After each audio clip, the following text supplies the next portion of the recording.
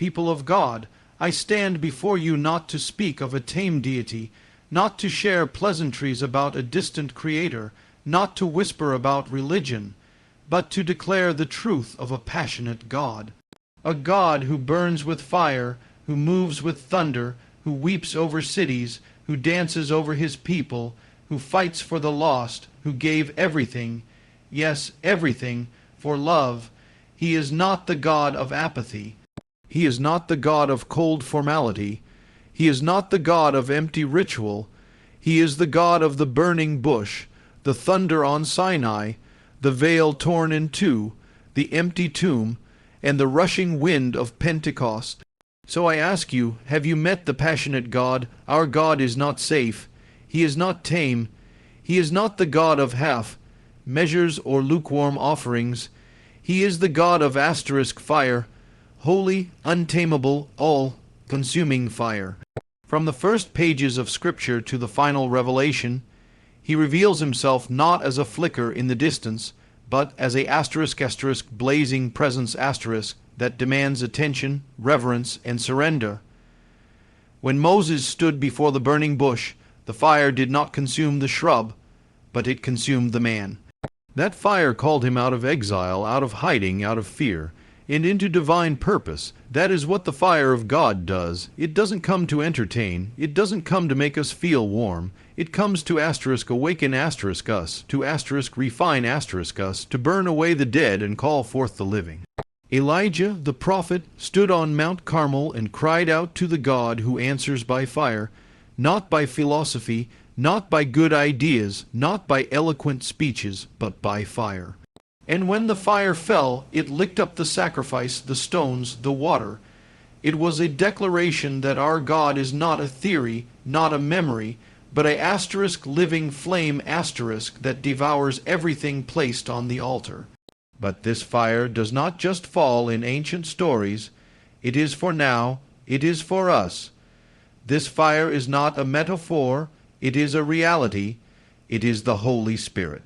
It is the presence that descended at Pentecost and rested on the heads of the disciples, not in silence, but in flaming tongues as if to say, you will never be the same. And they never were. Timid men became bold preachers. Fishermen became apostles. Ordinary people became world changers. Why? Because the fire of the passionate God had come upon them. And yet, here is the question. Do we dare invite that fire into our lives? Because fire is not polite.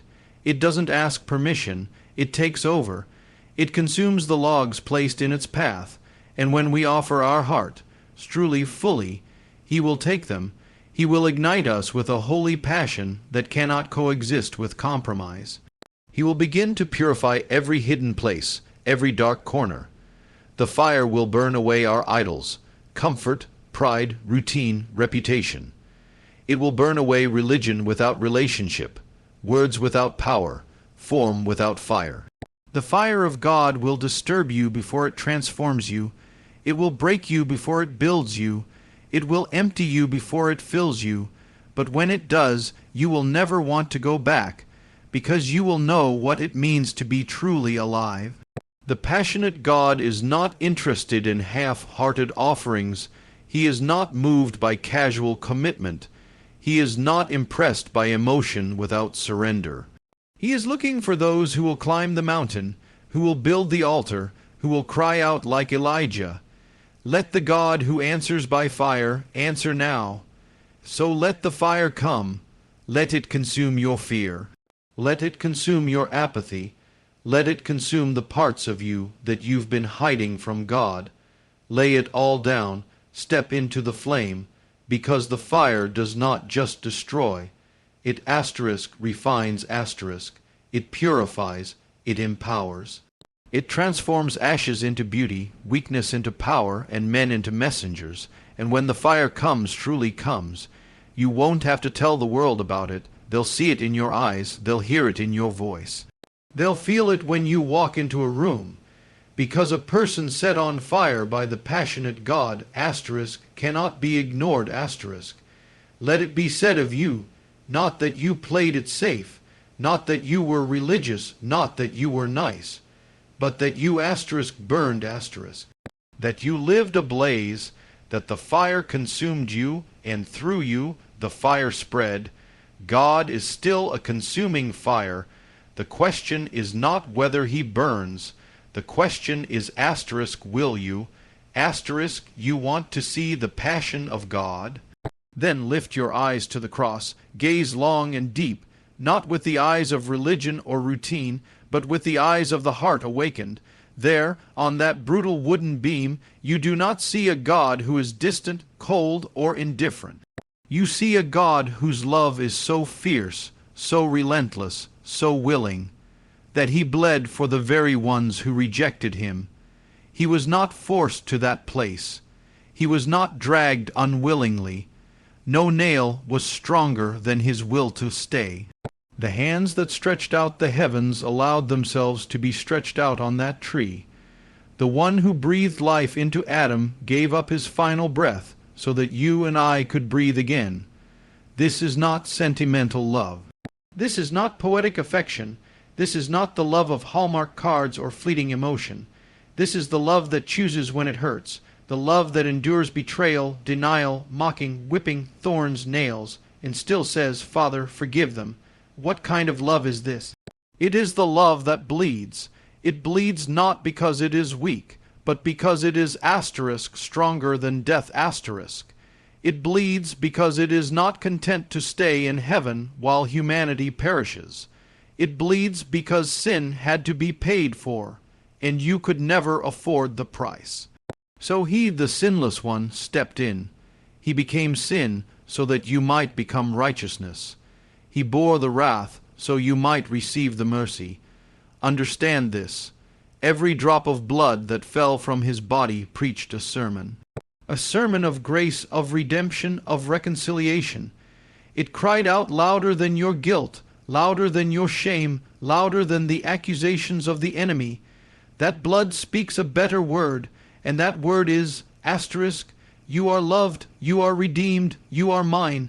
He didn't love you at your best. He loved you at your worst, when you were still in rebellion, when you cursed his name, when you ran far from him. That's when he chose the cross. The passionate God didn't wait for you to find him. He came running after you, bleeding, sweating, suffering, not out of obligation, but out of divine desire.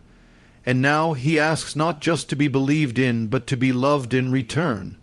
He does not want part of your heart. He wants it all, because the love that bled for you is not casual. It is covenant. It is the vow of the bridegroom to his bride. He is not offering a religion. He is offering a relationship sealed in blood. You were bought with a price not silver or gold, but the blood of the Lamb, precious, powerful, eternal. It is that blood that broke the curse, that opened the veil, that disarmed the powers of hell. That calls you clean when the world calls you broken, and when you know this love, not just in theory, but in experience. It will undo you, it will wreck you, it will heal every wound the world gave you, because his wounds tell a greater story. So don't just stand at a distance admiring the cross. Draw near, touch the wood, let the blood drip onto your soul. Let his wounds speak peace into your chaos.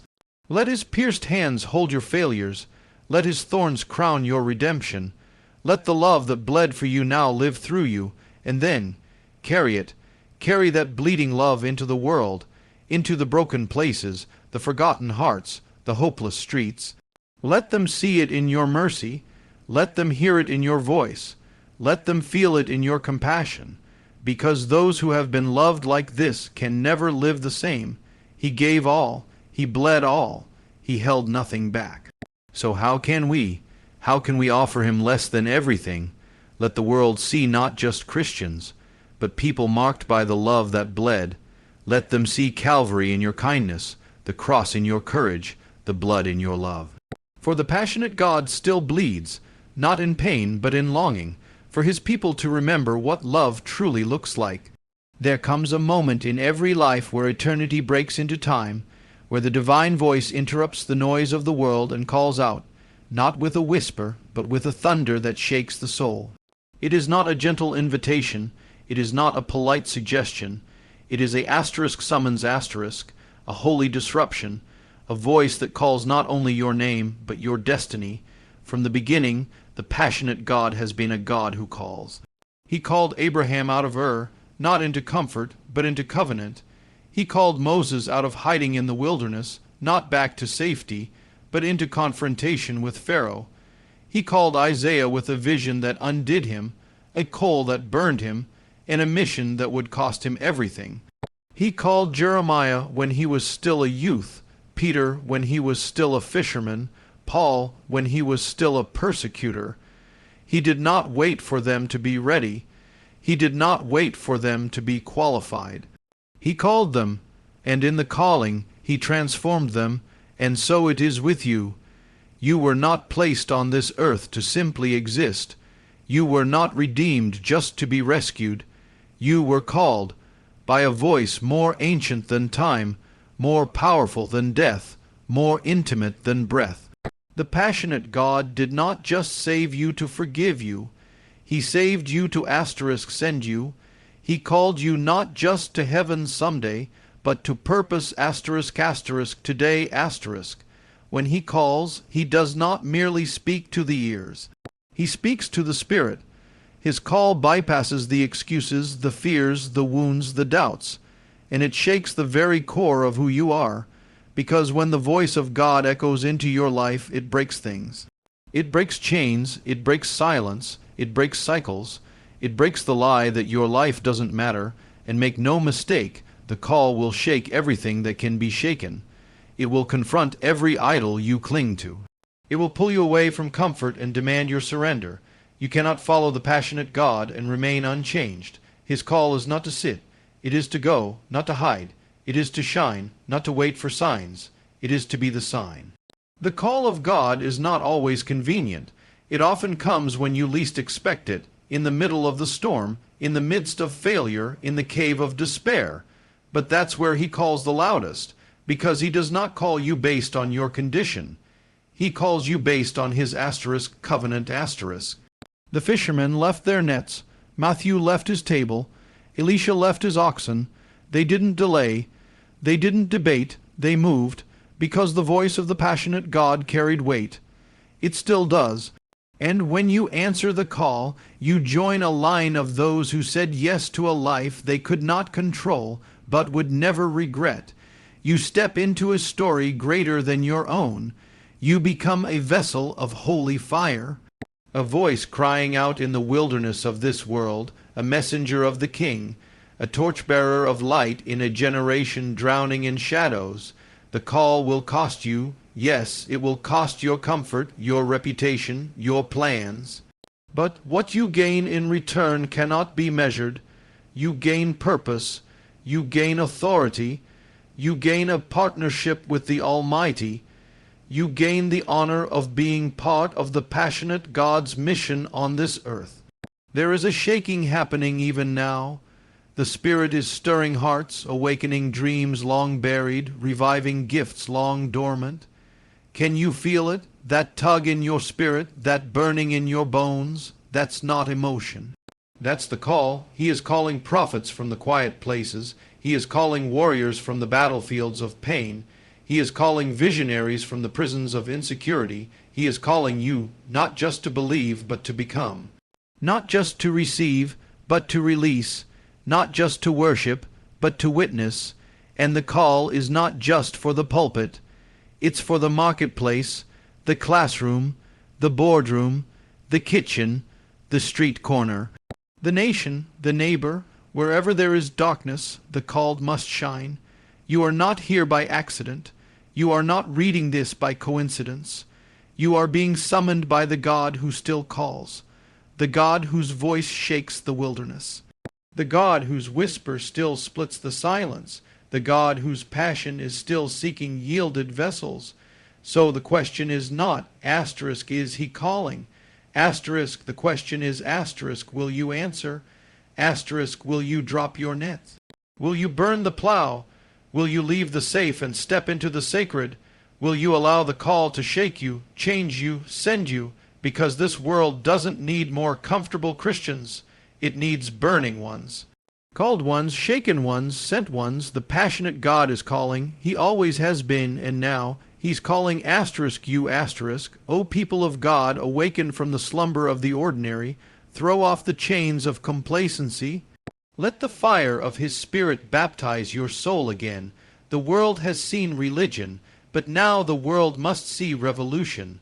The revolution of a people possessed by the passionate God. May your heart burn. May your life testify, and may your every breath echo the fire of the one who is love itself. The time is now, the fire is here, the call is upon you. Let the passionate God consume you, and through you consume the world.